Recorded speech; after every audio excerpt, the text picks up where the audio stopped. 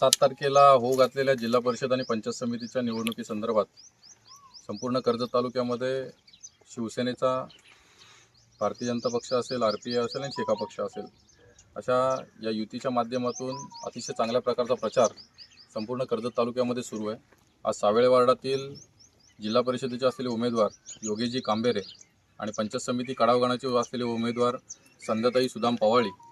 यांचा आज प्रचार या सावेळे ग्रामपंचायतमध्ये होत आहे। अतिशय चांगला प्रतिसाद नागरिकांच्या माध्यमातून मिळत आहे। येत्या काळामध्ये जिल्हा परिषदेच्या माध्यमातून ग्रामीण भागाचा आणि ग्रामीण गावांचा जो विकास करायचा असेल तर जिल्हा परिषदेमध्ये आणि पंचायत समितीमध्ये शिवसेनेच्या आणि आमदार साहेबांच्या माध्यमातून होणारी कामं त्यांची हात बळकट करण्यासाठी, आमदार साहेबांची हात बळकट करण्यासाठी आपल्याला या उमेदवारांना निवडून देणं अतिशय गरजेचं आहे। मागच्या 5 वर्षामध्ये आमदार साहेबांनी जे काही विकासाचा जो काही झपाटा या कर्जत तालुक्यामध्ये लावलेला आहे, या सगळ्याचा सारासार विचार करता शिवसेनेला चांगलं मताधिक्य आणि चांगलं लोकसमुदायाच्या माध्यमातून एक चांगला